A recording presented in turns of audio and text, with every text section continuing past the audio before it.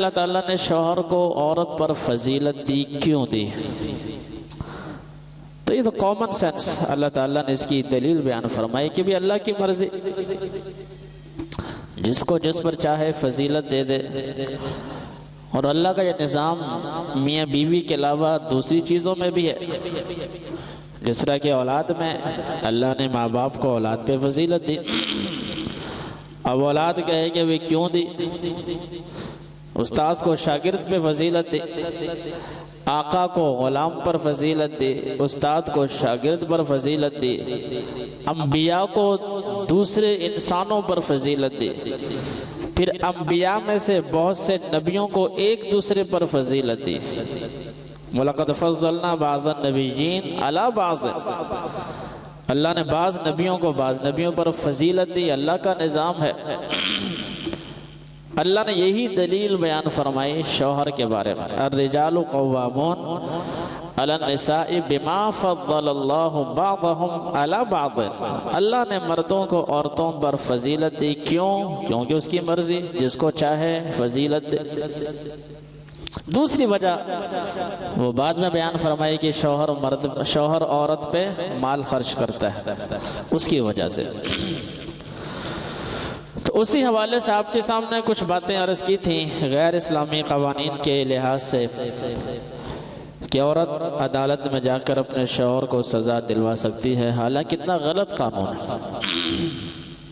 اس لیے اس پر میں نے پچھلے جمعے بات کر دی تھی، بات کا سلسلہ آگے بڑھاتے ہیں کہ اللہ تعالیٰ نے مردوں کو عورتوں پر درجہ عطا فرمایا، اس لیے عورتوں کے لیے لازم ہے کہ اپنے شوہروں کی رضا کو تلاش کریں۔ جس طرح اللہ تعالیٰ نے ماں باپ کے بارے میں بیان فرمایا کہ ماں باپ اپنے اولاد کے لیے جنت بھی ہے، جہنم بھی ہے۔ ماں باپ کو راضی کر لیں گے تو جنت، نہیں کریں گے تو جہنم۔ اسی طرح شوہر کے بارے میں احادیث میں بیان فرمایا گیا کہ شوہر ایک عورت کے لیے جنت بھی ہے، دوزخ بھی ہے۔ شوہر کو راضی کر کے دنیا سے جائے گی تو جنت، ناراض کر کے دنیا سے جائے گی تو جہنم۔ اس پر بہت سی روایات آپ کے سامنے میں نے عرض کی۔ آپ صلی اللہ علیہ وسلم سے پوچھا گیا کہ ایک مرد پر سب سے زیادہ حق کس کا ہے؟ تو آپ نے ماں کا نام لیا کہ مرد کے اوپر سب سے زیادہ حق اس کی ماں کا ہوتا ہے، سب سے زیادہ حق۔ عورت پر کس کا حق ہے؟ تو آپ صلی اللہ علیہ وسلم نے کیا جواب دیا؟ عورت پر سب سے زیادہ حق اس کے شوہر کا ہے، سب سے زیادہ حق۔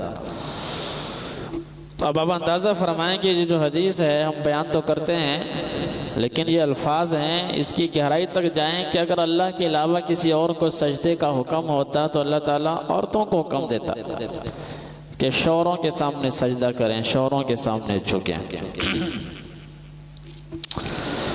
حضرت جابر رضی اللہ تعالیٰ عنہ سے روایت ہے، امام بیہقی رحمۃ اللہ علیہ نے یہ روایت نقل فرمائی، فرمایا کہ 3 شخصوں کی نماز، روزہ، زکوٰۃ، حج، کوئی عمل قبول نہیں ہوتا، ان کی نیکی آسمان تک چڑھتی ہی نہیں۔ 3 شخص،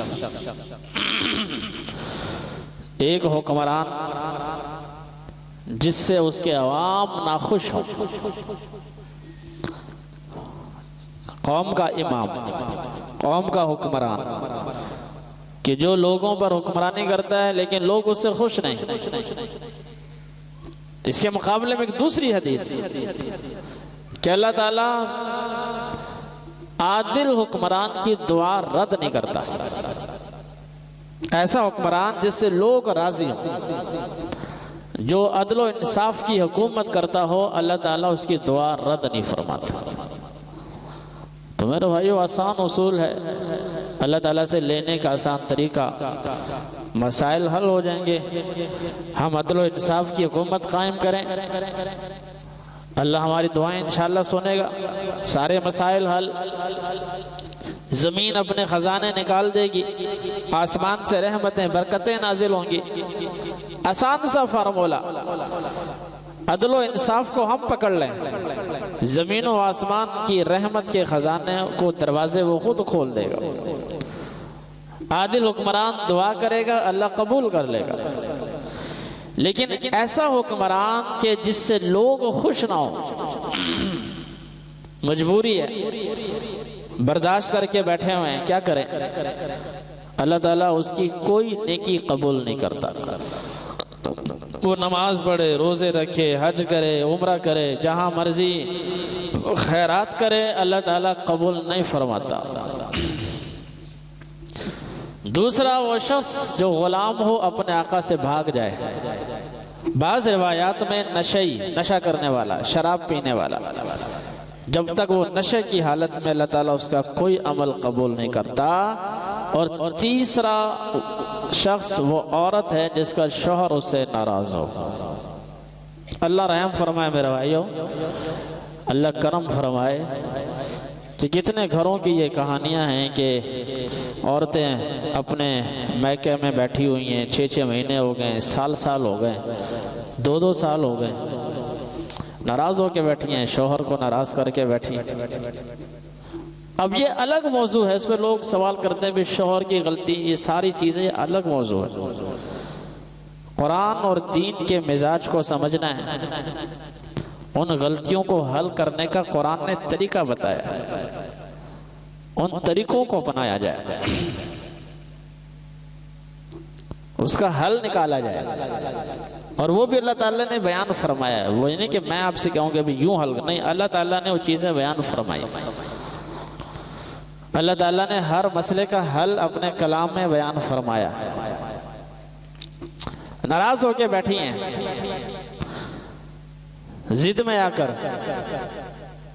تو ظاہر بات ہے جب شوہر بھی ضد پہ آ جاتا ہے، وہ بھی جب نہیں رابطہ کرتا، 6 مہینے گزر گئے، سال گزر گیا، وہ بھی ضد میں آ گیا کہ میری بیوی کی جرت کیا ہے کہ وہ ناراض ہو کے وہاں بیٹھی ہے، بار بار بلانے پہ نہیں آتی، تو پھر 1 سال کے بعد پھر رپورٹ تیار ہوتی ہے، جھوٹا کیس بنتا ہے۔ پھر وہ 2 سال ہو گئے، مجھے خرچہ نہیں دیا، مجھے یہ نہیں دیا، مجھے وہ نہیں دیا، وہ عدالت میں گھسیٹا جاتا ہے۔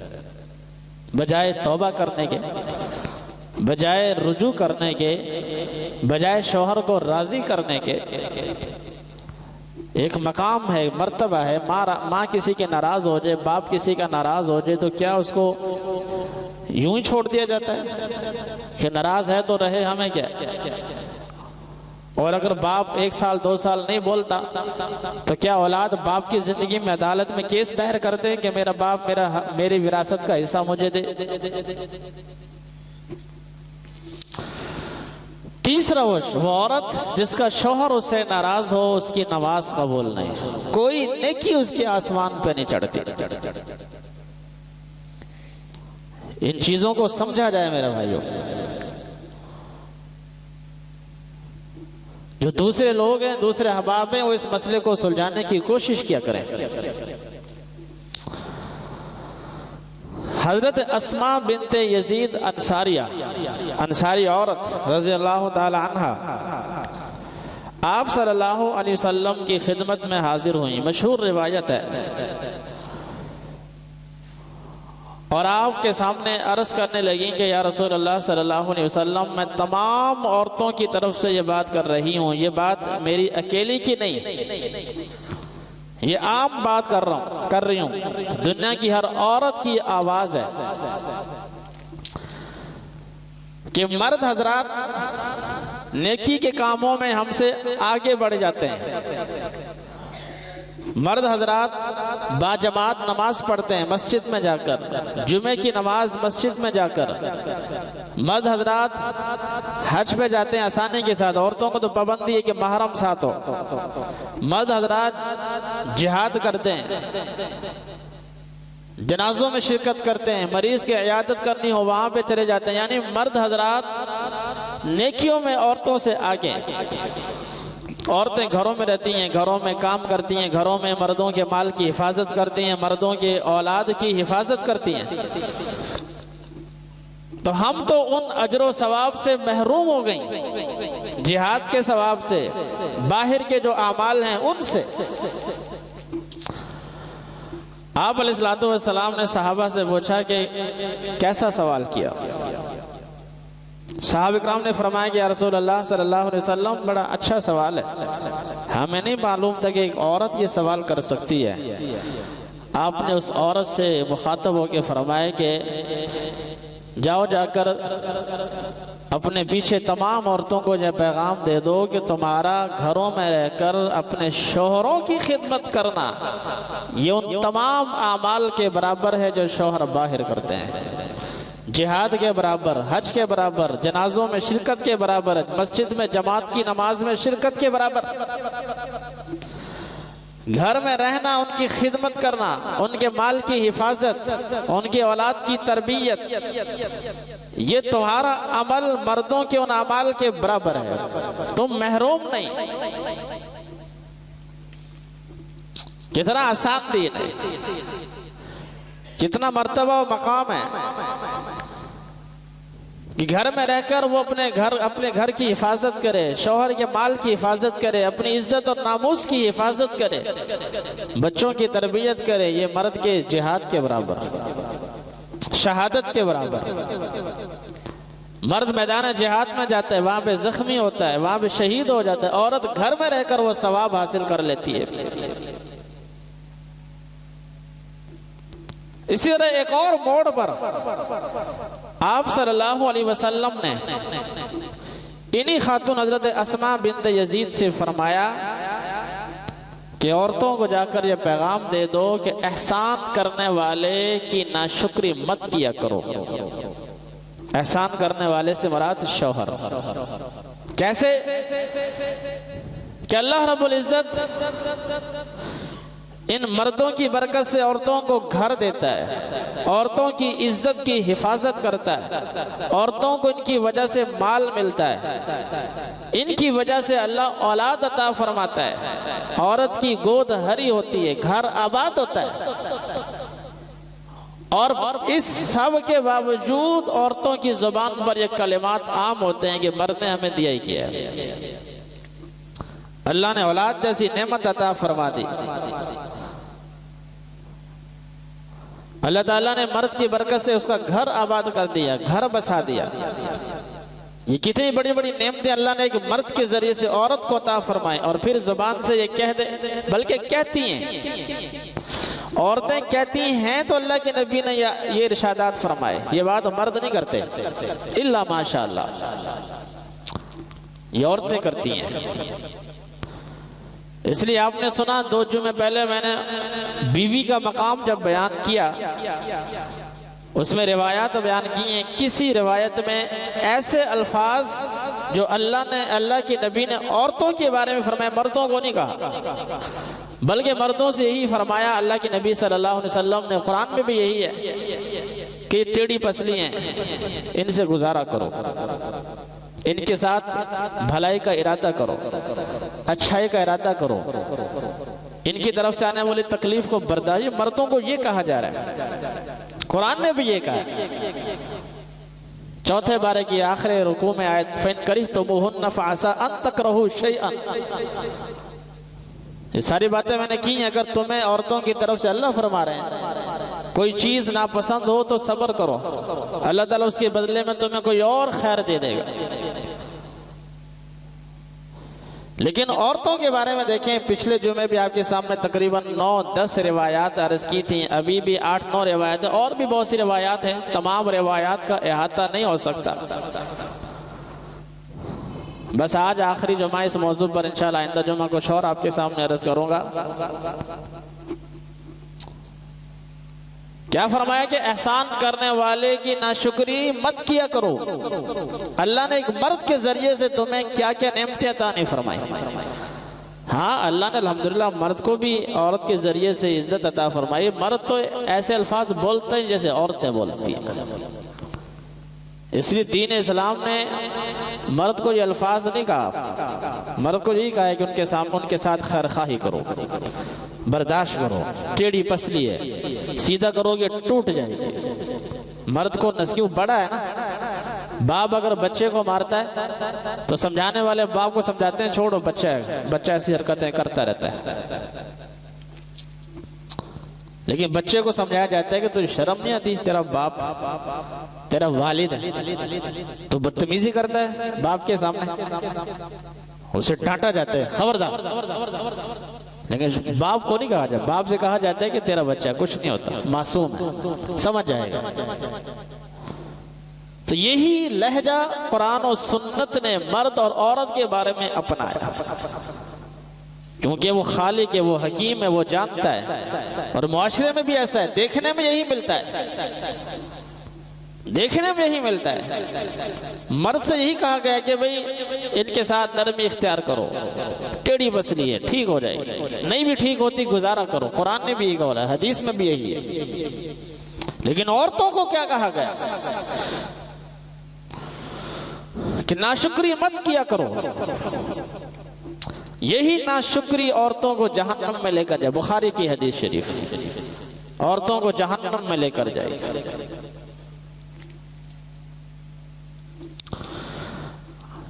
ایک اور روایت ہے حضرت ابو امامہ رضی اللہ تعالی عنہ سے، ایک خاتون آئی آپ علیہ السلام کے سامنے، ایک بچہ اس کی گود میں تھا، ایک اس کے پیٹ میں حمل سے تھی۔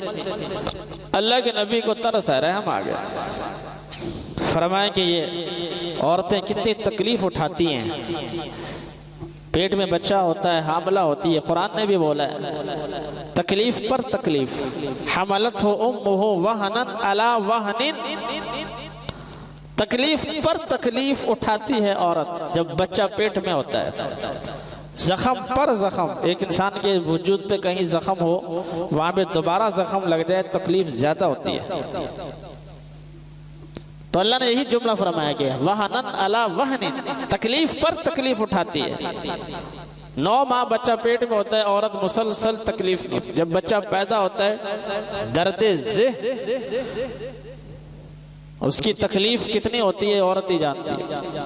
یا لیتنی مت قبل ھذا وکنت نسیا منسیا۔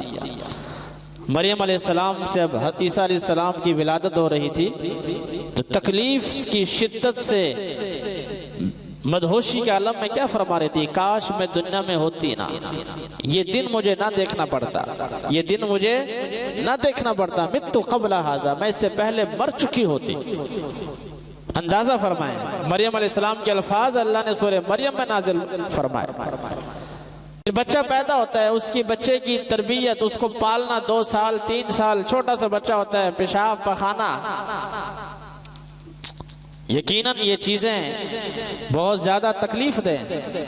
تو اللہ کے نبی علیہ السلام نے ایک، چونکہ آپ رحم دل تھے، شفیق تھے امت پر، مہربان تھے، حریص علیکم بالمؤمنین رؤوف الرحیم، مہربان تھے امت پر، آپ نے بڑی حسرت سے عورت کی طرف دیکھ کر فرمایا کہ کتنی مشکل سے یہ عورتیں حمل اٹھاتی ہیں، بچے کو جنتی ہیں، کاش کہ یہ عورتیں شوہروں کی ناشکری نہ کرتی۔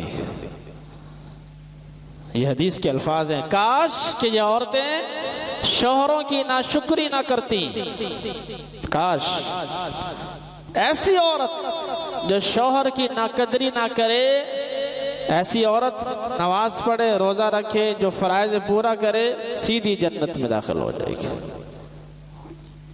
سب سے بڑا جرم ہے عورتوں کا یہ،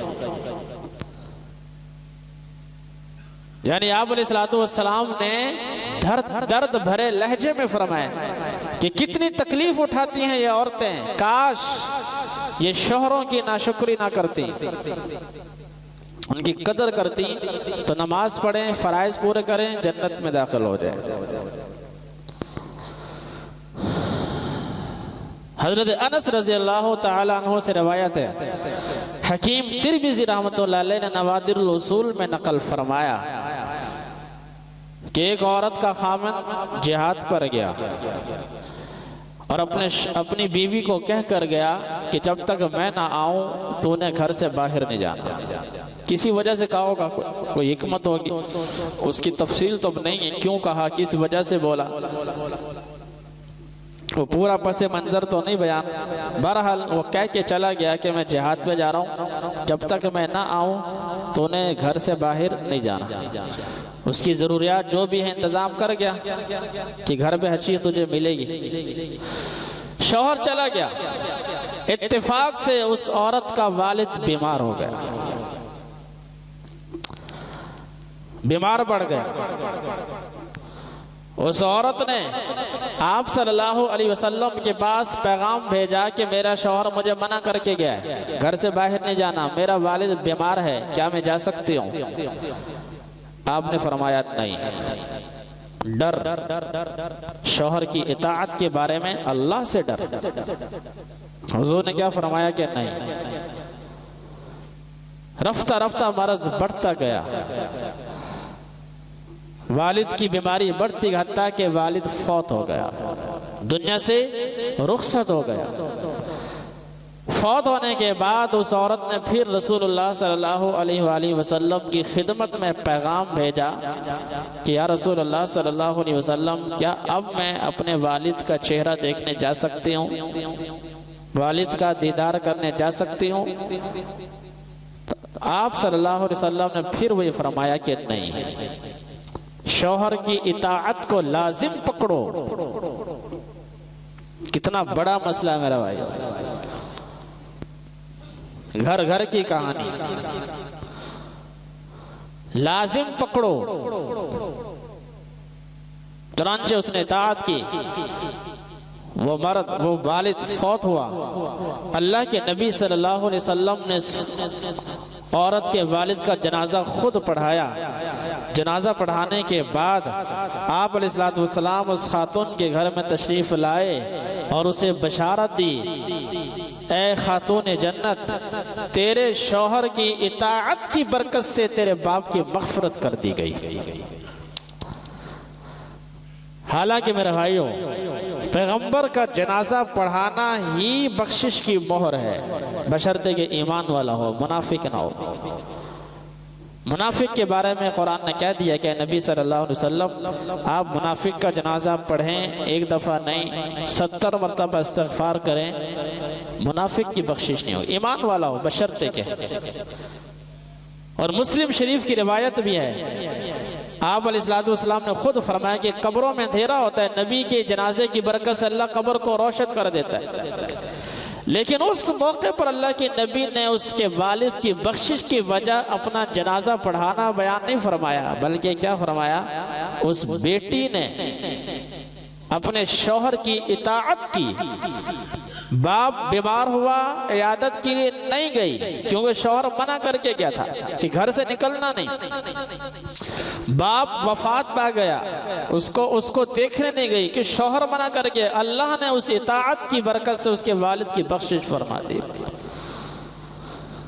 کتنا بڑا حوصلہ ہے اس عورت کا کہ اپنے باپ کا آخری چہرہ نہیں دیکھا، آخری مرتبہ دیدار نہیں کیا، قربانی دی، اللہ نے بخشش فرمایا۔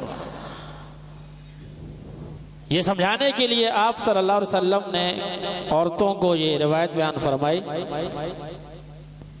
یہاں تو چھوٹے چھوٹے مسائل پہ نافرمانی کی جاتی ہے، یہ تو بہت بڑا مسئلہ تھا میرے بھائیوں۔ حالانکہ اگر وہ چلی بھی جاتی، آپ علیہ السلام کے پاس پیغام نہ بھجواتی اور شوہر آتا، تو میں نہیں کہتا کہ شوہر ناراض ہوتا، کیونکہ اس کا منع کرنے کا مقصد میرے بھائی یہی تھا کہ بلا وجہ باہر نہیں جانا، مقصد تو یہی تھا۔ اب منع کرنے والے کو تو نہیں پتا تھا کہ میرے جانے کے بعد اس کا والد بیمار ہو جائے گا یا فوت ہو جائے گا، اس کو تو نہیں پتا تھا۔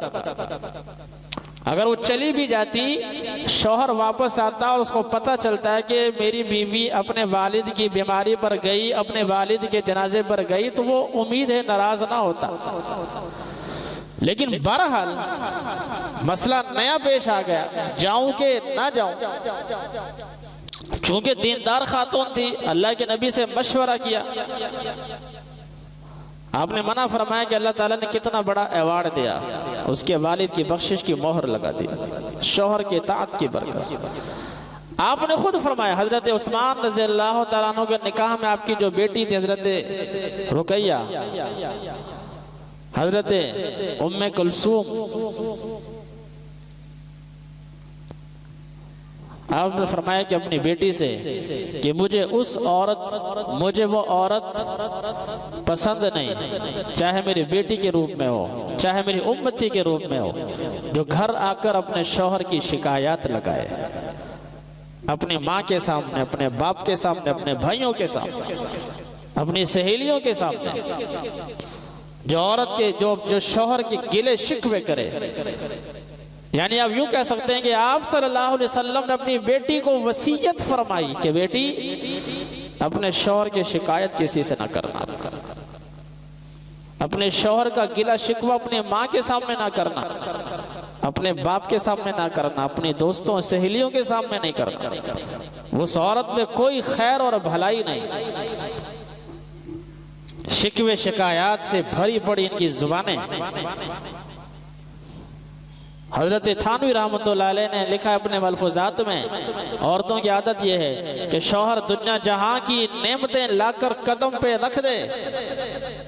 حضرت تھانوی رحمۃ اللہ علیہ حکیم الامت، دنیا جہاں کی نعمتوں کے ڈھیر لگا دے اور پھر اس عورت سے پوچھا جائے کہ تیرے شوہر نے تجھے کیا دیا، تو پتہ کیا کہتی ہے؟ کیا دیا؟ یہ کچھ بھی نہیں دیا،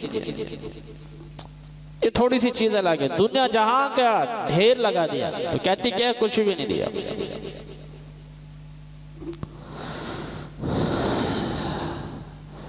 حضرت نوح علیہ السلام اور حضرت لوط علیہ السلام دو اللہ کے عظیم پیغمبر ہیں. ان کی بیویاں کانتا تحت عبدین من عبادنا صالحین، دونوں پیغمبر. ان کی بیویوں کے بارے میں اللہ تعالیٰ نے سورہ تحریم کے آخر میں بیان فرمایا فخانتاہما، دونوں نے اپنے اپنے شوہروں سے خیانت کی. اب عورت کی خیانت کیا ہو سکتی ہے؟ قرآن نے بیان کیا اللہ یشرکنا باللہ شیئا، کہ اللہ کے ساتھ کسی کو شریک نہ کرو. عورتیں شرک کرتی. اسی وجہ سے میرے بھائی جب سورہ ممتحنہ کے آخر میں آپ صلی اللہ علیہ وسلم کو یہ تعلیمات دی کہ جب عورتیں اسلام قبول کرنے آئیں تو ان سے یہ بیعت لو، یہ وعدہ لو کہ اللہ کے ساتھ کسی کو شریک نہیں کریں گی. یہ عورتوں کے بارے میں تعلیمات ہیں. ولا یسرقنا، چوری نہیں کریں گی. ولا یزنینا، زنا نہیں کریں گی. ولا یقتلنا اولادہن، اپنے بچوں کو قتل نہیں کریں گے. ولا یأتین ببہتان، کسی پر بہتان نہیں لگائیں گی. ولا یعصینک فی معروف، اور کسی بھی نیک کام میں نافرمانی نہیں کریں گی. ان چیزوں کا وعدہ لو ان سے. پھر فبایعہن، پھر آپ ان کے اسلام کو قبول کریں. وعدہ کر لیں ہم شرک نہیں کریں گے، ہم چوری نہیں کریں گے، ہم زنا نہیں کریں گے، ہم اولاد کو قتل نہیں کریں گے. تب جا کر آپ ان کے اسلام کو قبول کریں اور پھر جا کر ان کے لیے استغفار کریں. یہ عورتوں کے بارے میں جب سورہ ممتحنہ میں جب اسلام قبول کرنے آئیں تو ان چیزوں کا وعدہ لو. عورت کی خیانت یہی ہے فخانتاہما. اللہ نے یہ نہیں فرمایا کہ ان دونوں نے، نوح علیہ السلام کی بیوی، لوط علیہ السلام کی بیوی نے اللہ سے خیانت کی. یہ نہیں فرمایا. فرمایا شوہروں سے خیانت کی. خیانت کن سے کی؟ ہما، دونوں سے. یہ نہیں فرمایا کہ اللہ سے خیانت کی. اس کا نتیجہ پھر کیا نکلا؟ وہ خیانت ہی ہو گیا تو شرک کرتی ہوں گی. زنا کے بارے میں علماء نے لکھا ہے کہ انبیاء کی بیویاں زنا نہیں کر سکتی. یہ انبیاء کی خصوصیت ہے. تفسیر ابن کثیر نے، علامہ ابن کثیر رحمۃ اللہ نے لکھا ہے کہ انبیاء کی ازواج زنا نہیں کر سکتی. خصوصیات ہے انبیاء کی. اس کے علاوہ شرک یا شوہر کے مال میں سے چوری. چوری کہاں سے کرتی ہیں؟ عام، یہ تھوڑی گھروں میں جا کے چوریاں کرتی ہیں. یہ گھروں میں چوری کرنا تو خیر مرد ہی کرتے ہیں. شوہر کے مال میں سے چورا لینا. شوہر نے پیسے دیے خرچے کے لیے، بازار میں گئی، خرچہ ہوا کچھ، بتایا کچھ. یہ ہے خیانت شوہر کے ساتھ. گھر کے خرچے کے لیے پیسے دیے، خرچہ کچھ ہوا، بتایا کچھ. یہ شوہر سے خیانت. اولاد کو قتل کرنا، شوہر کو پتہ ہی نہیں ہوتا، بچے بند کروا لیتی ہیں. یہ سسٹم پہلے تھا، اب تو خیر اللہ رحم فرمائے میڈیا کے زور کی وجہ سے اب تو مرد بھی اسی بیماری میں مبتلا ہو گئے، بلکہ بعض جگہوں میں دیکھا گیا ہے کہ عورت چاہتی ہے بچے پیدا ہوں، شوہر کہتا نہیں بند کرو۔ اب تو خیر ٹرینڈ بدل گیا ہے، ورنہ 10 20 30 سال پہلے یہ چیز نہیں تھی۔ شوہر چاہتا تھا کہ میرے بچے ہوں، زیادہ ہوں، میری نسل بڑھے، زیادہ بیٹے ہوں، زیادہ بیٹیاں ہوں، یہ ایک فخر تھا۔ قرآن نے بھی کہا ہے وَتَفَاخُرٌ بَيْنَكُمْ، زیادہ اولاد فخر کی علامت، قرآن نے کئی جگہ پہ کہا، ایک جگہ بنی گا، زیادہ بچے ہونا فخر کی علامت۔ زمانے جاہلیت کا مطالعہ کریں، عرب کی سرزمین میں غربت تھی لیکن بچے زیادہ ہوتے تھے۔ ابو طالب کے بچے زیادہ، خود نبی صلی اللہ علیہ وسلم کے دادا عبد المطلب کے 10 بیٹے۔ اب تو خیر بدل گیا، اب تو مردوں کی بھی خواہش ہے کہ بچے کم، لیکن پہلے نہیں تھا یہ۔ عورتوں کا ذہن ہوتا تھا دوسرے عورتیں خراب کرتی ہیں، مرد کو پتہ ہی نہیں ہوتا، جا کر ہسپتال میں وقفہ کروا لیتے ہیں، مرد کو پتہ ہی نہیں ہوتا، پہلے ہوتا تھا اب نہیں ہوتا۔ اس لیے قرآن نے کہا ہے کہ ان سے وعدہ لو لا یقتلن اولادہن، اپنی اولاد کو قتل نہیں کرنا، یہی اس کی تفسیر ہے، کیونکہ ویسے کون سی ماں بچے کو قتل کرتی ہے آپ بتائیں، جتنی مرضی سنگ دل ماں ہو ویسے کوئی نہیں قتل کرتا۔ تو بہرحال لوط علیہ السلام اور نوح علیہ السلام کی بیویوں کے بارے میں اللہ نے کیا فرمایا کہ دونوں نے شوہروں سے خیانت کی۔ اس کے جرم میں اللہ نے فرمایا کہ قیل ادخلوا النار، جہنم میں داخل ہو جاؤ۔ کیوں؟ شوہروں سے خیانت کی، جہنم میں داخل ہو جاؤ۔ تو خلاصہ کلام میرا بھائیو یہ ہے، خوش نصیب ہے وہ عورت جو زندگی بھر اپنے شوہر کی خدمت کرے، اسلامی تعلیمات پر عمل کرے۔ اللہ کے نبی صلی اللہ علیہ وسلم کی ایسی عورت کے لیے جنت کی بشارت ہے۔